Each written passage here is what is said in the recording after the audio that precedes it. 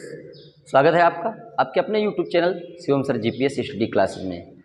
जैसा कि आप लोग जानते हैं कि डीएलएड फोर्थ सेमेस्टर 13 चैप्टर आप लोगों के पढ़ाए जा चुके हैं। आज हम चैप्टर नंबर 14 की शुरुआत करेंगे। दो चर वाले रैखिक समीकरणों का मान ज्ञात करना है। ठीक है, देखिए कैसे हल करते हैं। चैप्टर नंबर 14, चैप्टर का नाम क्या है? दो चर वाले रैखिक समीकरण हल करना। ठीक है, ये क्वेश्चन भी आप लोगों को एग्जाम में 1 नंबर में पूछा जाता है। दो चर वाले समीकरण आप लोगों के दिए होंगे और उसमें एक्स वाई या ए बी जैसे भी दो चर जो भी दिए हों उनका मान आप लोगों को निकालना होगा। ठीक है, तो इस क्वेश्चन में क्या होता है, 2-3 टाइप के क्वेश्चन आप लोगों से पूछे जा सकते हैं और वो 2-3 टाइप कौन कौन से होते हैं वो आप लोग पढ़ेंगे यहाँ से।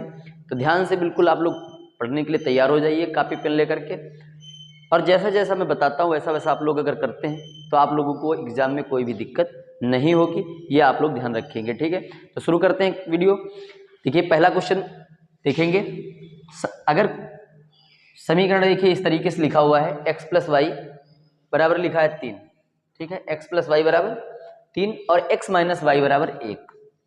x माइनस वाई बराबर 1।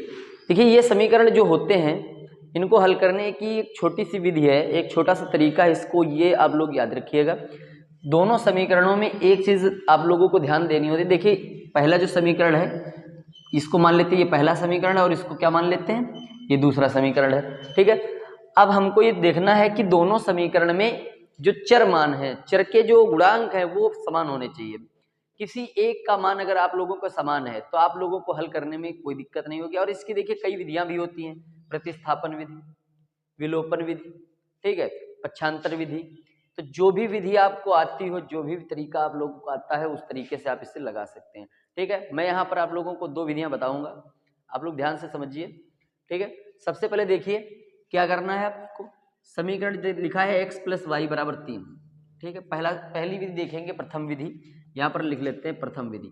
आप लोगों को एक ही विधि लगानी होगी एग्जाम में। ठीक है, आप लोगों को सिर्फ एक विधि लगानी है, लेकिन यहाँ पर हम 2 विधियों का प्रयोग करेंगे। 2 विधियों से आप लोगों को बताएंगे, जो विधि आप लोगों को अच्छी लगी उस तरीके से आप लोग लगाएंगे। x प्लस वाई बराबर 3 है, यहाँ से आप चाहें तो x का मान निकाल सकते हैं, चाहे तो y का। ठीक है, मान लीजिए x का आपने मान निकाला तो ये क्या हो जाएगा 3 माइनस वाई, x बराबर 3 माइनस वाई। ठीक है, और y का अगर हम निकालना चाहेंगे तो क्या हो जाएगा 3 माइनस x। ठीक है, अब यहां से क्या करेंगे, x का मान समीकरण नंबर 2 में रखने पर, 2 में रखने पर यहां से क्या करेंगे, जो x का मान आप लोगों ने निकाला है, अगर y का निकालते हैं तो क्या लिखेंगे, y का मान समीकरण 2 में रखने पर, और x का अगर निकाला है तो x का मान समीकरण 2 में रखने पर। ठीक है, तो समीकरण हमारा क्या है, x प्लस वाई बराबर 3 है और x का देखिए 3 माइनस वाई है, तो x की जगह पे हम किसे लगा देंगे, 3 माइनस वाई को। ठीक है, प्लस वाई बराबर 3। अब यहां से देखिए 3 माइनस वाई, 3 माइनस वाई, और देखिए समीकरण क्या था हमारा, माइनस वाई था। यहाँ पे x माइनस वाई बराबर 1, x माइनस वाई बराबर 1, यहाँ पे ध्यान देखिए गलती हो गई, माइनस वाई बराबर 1, तो 3 माइनस वाई बराबर 1। अब यहाँ से देखिए क्या हो गया, 3 माइनस वाई और वाई मिला देंगे कितना हो जाएगा, 2y हो जाएगा बराबर 1। ये माइनस का 2 उधर देखिए, माइनस 2y बराबर 1, ये 3 माइनस का उधर जाएगा तो प्लस का है, काय का हो जाएगा माइनस का, तो माइनस 2y बराबर 3 में से 1 निकाल देंगे तो कितना हो जाएगा -2। ठीक है, y बराबर -2 बटे -2, ये कट जाएगा, y बराबर कितना आ जाएगा, 1 आ जाएगा। ठीक है, तो इस तरीके से देखेंगे तो x की जो y का मान आ गया, कितना आ गया, अब y का मान समीकरण 1 में रखने पर। ठीक है, क्योंकि यहां पर देखिए y का मान अभी हमको 1 मिल गया, x का तो मिला नहीं, तो हम क्या करेंगे, y का मान समीकरण 1 में रख देंगे। x प्लस वाई बराबर 3 है, तो x प्लस 1 बराबर 3, तो x बराबर क्या हो जाएगा 3 माइनस 1, तो x बराबर 3 में से 1 निकल जाएगा, कितना बचेगा 2 बचेगा। ठीक है, तो x का मान यहां से आप लोग देखेंगे 2 आ गया और y का मान कितना आ गया, 1 आ गया। ठीक है, ये तो थी हमारी प्रथम विधि। ठीक है, आप लोग ध्यान रखिएगा, ये प्रथम विधि है जिसमें क्या होता है, किसी एक पद को गायब कर दिया जाता है, विलुप्त कर दिया जाता है। ठीक है, विलोपन विधि यानी कि किसी एक चर का विलोप कर दिया जाता है, गायब कर दिया जाता है और दूसरे चर का मान निकाला जाता है। ठीक है, एक और देखेंगे, दूसरी विधि भी होती है इसकी, आप लोग ध्यान से समझिए, और जो विधि आप लोगों को पसंद आ जाए आप लोग एग्जाम में उस तरीके से लगाइएगा। ठीक है, यहाँ पर ये देखना होता है कि दोनों समीकरणों में x या y दोनों में से किसी एक चर का मान बराबर होना चाहिए। देखिए x का भी बराबर है, y का भी बराबर है, तो हम क्या करेंगे, घटा देंगे इसको समीकरण को। और एक चीज याद आप लोगों को ध्यान रखनी है, जैसे यहाँ पे देखिए प्लस लगा, यहाँ पे माइनस लगा है, चिन्ह अगर अलग अलग लिखे हों तो हम क्या करते हैं, इसे जोड़ देते हैं। ठीक है, अगर हम y की बात करेंगे तो जोड़ेंगे और x की बात करेंगे तो घटा देंगे। ठीक है, तो यहाँ से क्या होगा, y कट जाएगा, x जोड़ देंगे तो कितना हो जाएगा 2x, 3 में 1 जोड़ देंगे कितना हो जाएगा 4, तो x बराबर ही हो जाएगा 4/2, 2 1 कम 2, 2 दूनी 4, तो x बराबर कितना आ गया 2 आ गया। अब x का मान देखिए, यहाँ पर x का मान समीकरण 1 में रखने पर, एक चीज और आप लोग याद रखिएगा, जो जैसे कि x का मान आ गया, मैंने कहा है समीकरण 1 में रखने पर, चाहे तो आप उसे समीकरण नंबर 2 में भी रख सकते हैं। ऐसा समीकरण नंबर 1 या 2 में रखने से मान में कोई परिवर्तन नहीं होगा, ये आपको ध्यान रखना है। तो ये हो जाएगा x + y = 3, तो यहाँ पर देखिए x का मान 2 है प्लस y = 3, y = 3 प्लस के 2 उधर जाएंगे तो काय के हो जाएंगे माइनस के, तो y = 3 - 2 कितना हो गया 1। ठीक है, देखिए अभी जो प्रथम विधि आपने लगाई उसमें भी मान यही थे, और द्वितीय विधि जो आपने की है उसमें भी x और y के जो मान है वो बिल्कुल वही हैं। ठीक है, चलिए सॉल्व कर लीजिए, समझ लीजिए इसको अच्छे से।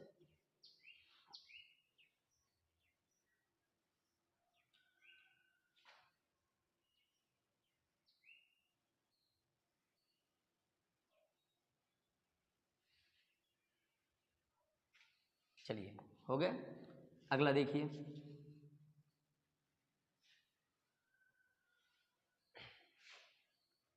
लिखा हुआ 3x - y। क्वेश्चन दूसरा देखेंगे, 3x - y बराबर में लिखा है -2 और है 3x + 4y बराबर -17।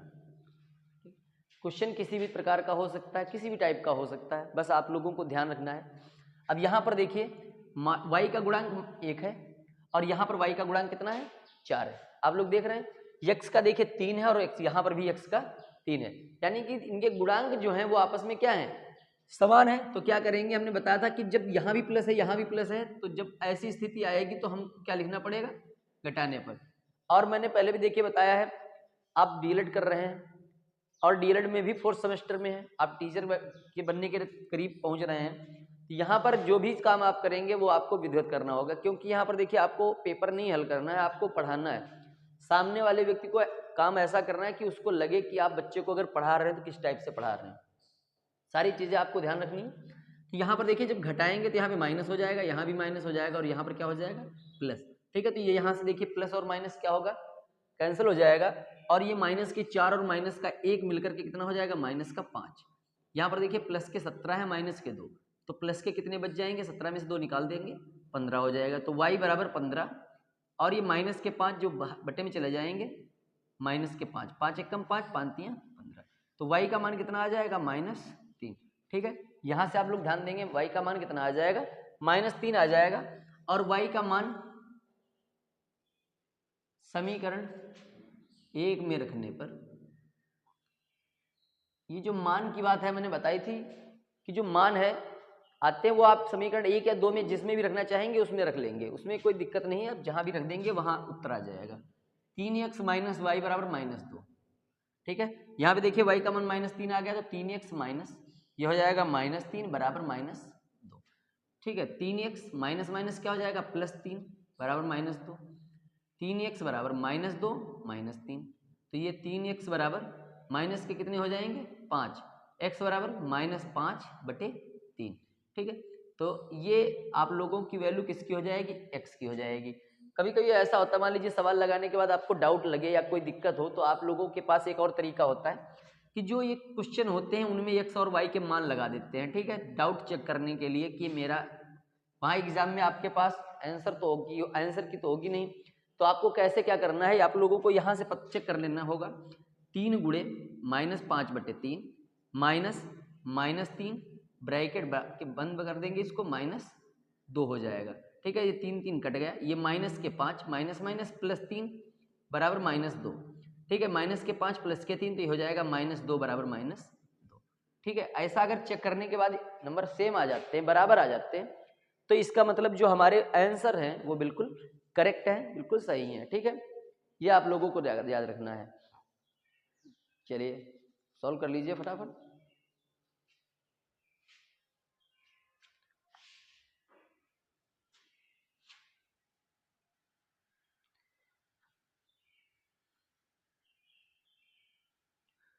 उम्मीद है आप लोगों को समझ में आ रहा होगा। दो चर वाले रैखिक समीकरणों को इसी तरीके से आप हल करेंगे। अगला क्वेश्चन देखेंगे 1/2x + y। देखिए अगर मान लीजिए कोई क्वेश्चन इस टाइप से आ जाए कि बटे में लिखा हो 1/2x + y। क्वेश्चन क्या है?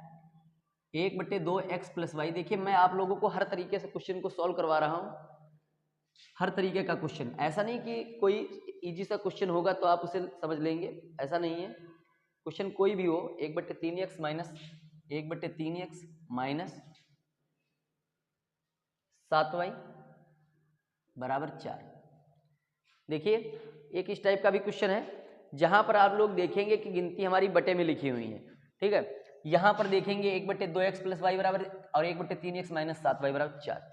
इनको कैसे हल करेंगे? ये मान लीजिए हमारा समीकरण पहला है और ये है समीकरण नंबर दूसरा। ठीक है, क्वेश्चन इस टाइप के कैसे हल करते हैं सबसे पहले इसके बारे में जानेंगे। हमें करना क्या होगा, ये जो ऐसे कि ये बटे में देखे नंबर लिखे हुए हैं, ठीक है, तो हमें पहले इसको समझना होगा कि समीकरण इसको बैलेंस करना होगा अच्छा सही से, तभी हम इसको लगा पाएंगे। ठीक है, तो ये 1/2 देखिए यहाँ जहाँ पर हर नहीं दिया होता है वहाँ 1 होता है। ठीक है, समीकरण 1 को क्या करेंगे, यहाँ पे 2 है तो एलसीएम ले लेंगे, तो ये हो जाएगा एक, यहाँ पे 1/2 है तो ये हो जाएगा 1/2x प्लस यहाँ पर कितना हो जाएगा, इसकी करा देंगे गुणा, तो ये हो जाएगा 2 से गुणा हो जाएगी तो 2y/2 और ये हो जाएगा 2/2।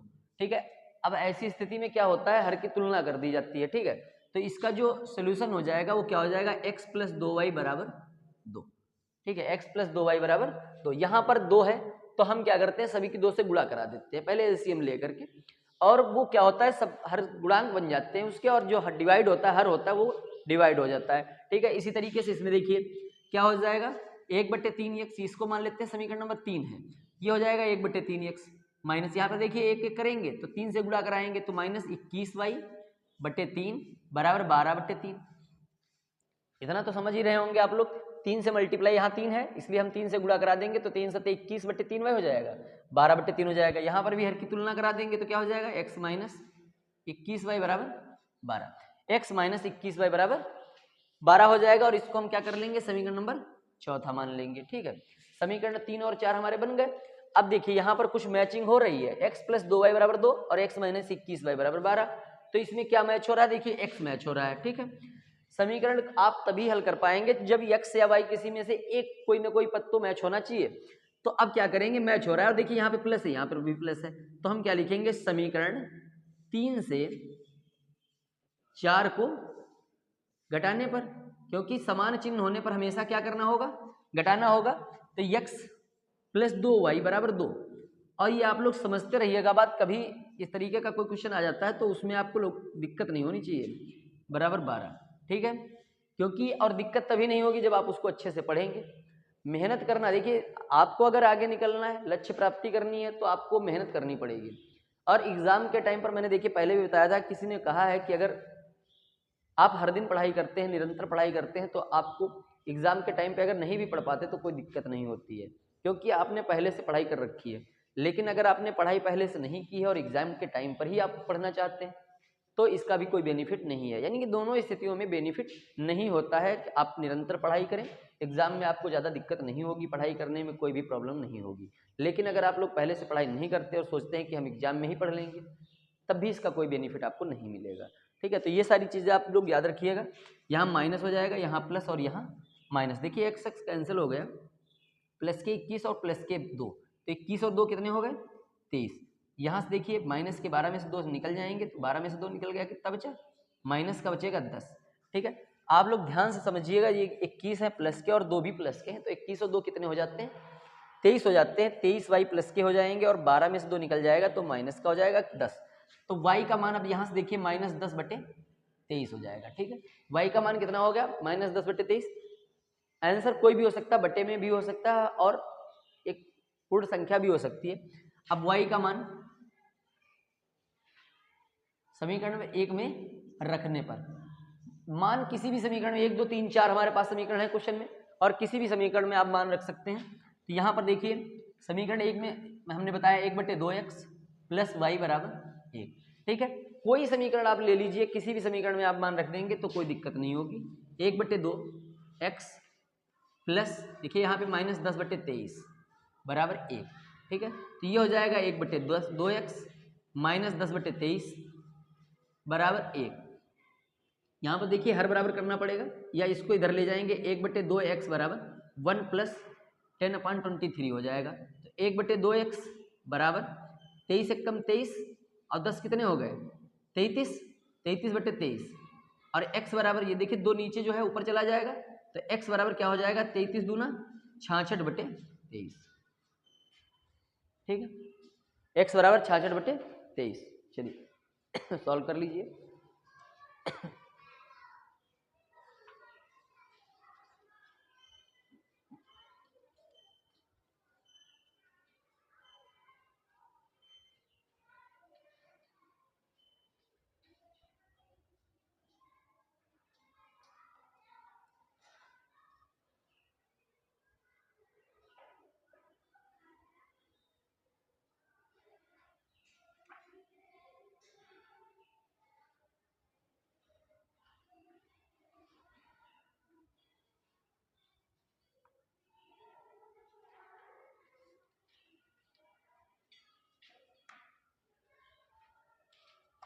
चलिए क्वेश्चन और देख लेते हैं। ये जो टाइप हमने बता, देखिए हर क्वेश्चन अलग अलग टाइप का है और ये क्वेश्चन कोई भी आ सकता है, क्योंकि डीएलएड 4th सेमेस्टर लगभग 8 और 9 तक का कोर्स, 9 10 तक का कोर्स इसमें पूछा जाता है। एक और क्वेश्चन की बात करेंगे, अगर मान लीजिए हमारे क्वेश्चन में पॉइंट लगा हुआ है, ठीक है, तो उसको कैसे सॉल्व करना है ये आप लोग ध्यान से देखिए।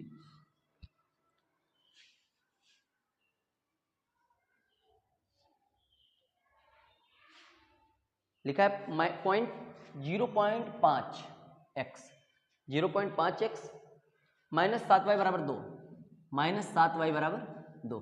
ठीक है, दूसरा समीकरण क्या है 3.4x -4.4y = 15.4। ठीक है, यह है हमारा सवाल और इसे हमें हल करना है। देखिए कैसे हल करना है। यहाँ पर एक चीज़ आप लोगों को ध्यान में रखनी होगी, जैसे कि यहाँ पे देखिए 0.5x है माइनस के 7y = 2। दूसरा समीकरण है 0.4x -4.4y = 15.4। इसको दो तरीके से आप लगा सकते हैं। पहला तरीका तो ये है कि इसके पॉइंट को हटा करके, ठीक है, पॉइंट को हटा करके भी आप लगा सकते हैं, और दूसरा है इसके गुणांक लेकर के, यानी कि संख्या में बराबर करके भी आप लगा सकते हैं। तो चलिए यहाँ पे मैं बताता हूँ आप लोगों को कि हर को हटा करके कैसे आप पॉइंट को हटा करके कैसे लगाएंगे। ठीक है, तो पहला समीकरण 0.5x, यहाँ से देखिए दशमलव हटा देंगे, यहाँ पे कितना आ जाएगा 10 आ जाएगा। ठीक है, 10 आ जाएगा -7y = 2। यहाँ देखिए 10 आया, तो यहाँ से इसको काट देंगे, 5 एकम 5 5 दूनी 10 1/2x। क्वेश्चन बड़ा भी हो सकता है और छोटा भी, कैसा भी हो सकता है, बट आपको अपने माइंड से काम करना है, सही से ध्यान से काम करना है। यहाँ पर देखिए वही स्थिति जो मैंने अभी इसके पहले क्वेश्चन बताया, वही स्थिति यहाँ पर भी आ गई। 1/2x का मतलब क्या हो जाएगा 1/2x माइनस यहाँ पे हो जाएगा 14/2y और बराबर 4/2। ठीक है, अब इसको हल कर देंगे तो ये हो जाएगा x - 14y = 4। ठीक है, समीकरण नंबर इसको हम 3 ले लेंगे। अब देखिए दूसरे, ये तो पहले समीकरण को हमने हल किया। समीकरण को ऐसे भी हल कर सकते हैं, गुणांक भी बराबर कर सकते हैं। ठीक है, दोनों स्थितियां हैं। आप लोग ये कंफ्यूज ना हो कि मैंने हर बराबर करा दिए, हर को ले लिया। ऐसा नहीं कि हर को लेंगे तो सही माना जाएगा और गुणांक लेंगे तो सही नहीं माना जाएगा, बिल्कुल वो भी सही होगा। अब यहाँ पे देखिए अगले समीकरण की बात करेंगे, 3.4x -4.4y = 15.4। ठीक है, यहाँ पर देखिए दशमलव को हटाना पड़ेगा तो 10 आ जाएगा, यहाँ पे भी दशमलव को हटाएंगे तो 10 आ जाएगा और यहाँ पर भी दशमलव को हटाएंगे तो 10 आ जाएगा। ठीक है, अब देखिए दोनों स्थितियों में बात करेंगे तो 10 ही आ रहा है, तो 10 को हम हटा भी सकते हैं। ठीक है, 10 को हम हटा देंगे तो कितना हो जाएगा देखिए यहाँ पे आ जाएगा, अभी अगर इसको सॉल्व करना चाहे 2 पंचे 10, यहाँ पे आ जाएगा 17, 2 पंचे 10, यहाँ पे आ जाएगा 22, 2 पंचे 10, यहाँ पे आ जाएगा 2 से 14 और 2 से 14, ठीक है। तो ये हो जाएगा 17x माइनस 22y और बराबर 77, ठीक है। बटे में 5 है, आप उसकी तुलना जब कराएंगे तो बटे का जो हर है वो क्या हो जाएगा, कैंसिल हो जाएगा। यहाँ पे आ जाएगा 17x माइनस 22y बराबर 77, ये समीकरण नंबर हो गया हमारा चौथा। अब देखिए इन दोनों की अगर बात करी जाए तो इसमें देखिए x का गुणांक 1 है, यहाँ पे 17 है, तो यहाँ पे 14 है, यहाँ पे 22 है, तो हम क्या करेंगे समीकरण नंबर 3, ठीक है, जो हमारा समीकरण नंबर 3 देखिए यहाँ पे आया हुआ है, ये यहाँ पर इसको हम क्या करेंगे, इसके गुणांक को बराबर करेंगे, समीकरण नंबर 3 की 17 से गुणा करा देंगे, ठीक है, 17 से गुणा करने पर, तो जब 17 से गुणा कराएंगे तो देखिए कैसे लिखना पड़ेगा, 17x माइनस 14y बराबर 4। जो भी आप काम करेंगे आप ओरल नहीं करेंगे, आपको गुणा मतलब हर काम लिख करके ही करना पड़ता है। तो हो जाएगा 17 कम 17x माइनस 14 सत्ती 98, या इधर से कर लेते हैं 17 चौको 68, 17 कम 17 अच्छे 23y बराबर 17 चौको 68, ठीक है। अब ये हमारा समीकरण नंबर देखिए यहाँ से देखेंगे x बैलेंस हो गया। अब क्या करेंगे, समीकरण नंबर ये मान लेते हैं 5वां है हमारा, ठीक है। समीकरण 5 से 4 को घटा देंगे, 4 को घटाने पर समझते रहिएगा, कोई सवाल इजी हो सकता है, कम जगह में भी आ जाएगा, जल्दी भी लग जाएगा, लेकिन कुछ सवाल ऐसे भी होते हैं जिनको थोड़ा दिमाग लगाने की जरूरत पड़ती है जिनको हल करने के लिए। तो ये हो जाएगा 17x माइनस 238y बराबर 68। अब इसमें से देखिए क्या घटाना है, 17x माइनस 22y बराबर 77, ठीक है। घटाने पर क्या हो जाएगा, यहाँ पे लिख देंगे घटाने पर, और घटाने पर चिन्ह बदल जाएगा, यहाँ पे माइनस हो जाएगा, यहाँ प्लस हो जाएगा, और यहाँ पर क्या हो जाएगा माइनस। 17x देखिए यहाँ से काट देंगे हम, ठीक है। अब यहाँ से प्लस का ये माइनस का है, इसमें से ये निकाल देंगे, 8 में से 2 गए 6, ठीक है, 8 में से 2 गए 6, 3 में से 2 गया 1 और 2 के 2 बच गए, माइनस 216y बराबर यहाँ पे 17 में से 8 गए कितना बचेगा, 9 बचेगा, ठीक है, वो भी माइनस का। अब यहाँ पे देखिए y बराबर माइनस के 9 बटे माइनस के 216, काट देंगे माइनस माइनस, और 3 सत्ते 21, 3 दूनी 6 और 3 3 9, ठीक है, फिर 3 1 कम 3 24, y का जो मान है कितना आ गया 1 बटे 24, ठीक है। y का मान जो 1 बटे 24 आ जाएगा। अब y का मान हम क्या करेंगे, समीकरण किसी में रख देंगे, मान लीजिए y का मान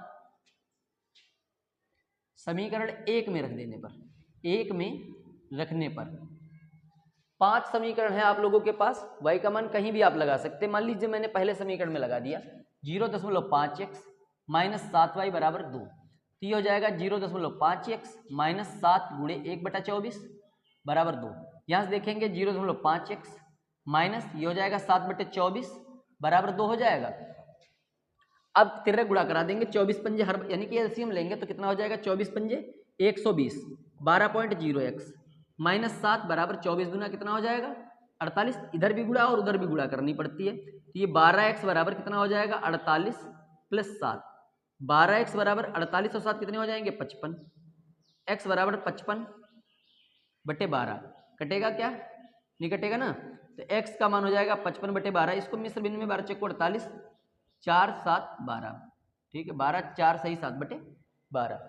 ये आप लोगों का जो सब क्वेश्चन है ये उस टाइप का है जैसे कि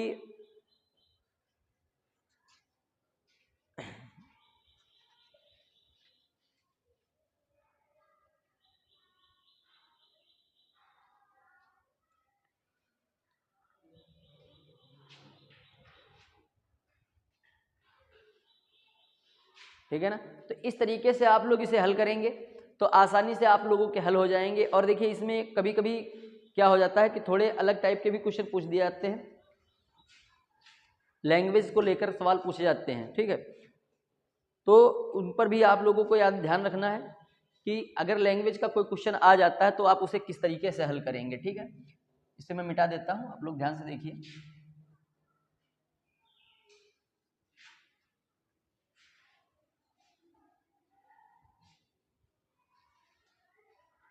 जो चीज़ें आप लोग को देखिए आज मैंने बताई, 2 समीकरण अगर एक साथ लिखे जाते हैं और उनमें समीकरण में अचर पदों का मान निकालना होता है तो किस तरीके से हम निकालते हैं, ये आप लोगों ने आज पढ़ाई की, इस बारे में आप लोगों ने जाना, ठीक है। इसमें क्या होता है कुछ स्टोरी यानी कि भाषा वाले सवाल भी आ जाते हैं, जैसे एक पिता की उम्र इतनी है और पुत्र की उम्र इतनी है, इस टाइप के भी क्वेश्चन कभी कभी देखने को मिलते हैं। ठीक है, तो इस पर भी हम बात करेंगे, लेकिन इसके लिए थोड़ा आप लोगों को इंतजार करना होगा, यानी कि हमारा अगला वीडियो देखना होगा, उसमें आप लोगों को हम ये सारी चीज़ें आप लोगों को बताएंगे। उम्मीद है आप लोगों को जो चीज़ें मैंने आज बताई वो समझ में अच्छे से आ गई होगी। तो आप लोग पढ़ाई करते रहिएगा और हमारे साथ बने रहिएगा, और वीडियो पसंद आया हो तो लाइक ज़रूर करिएगा।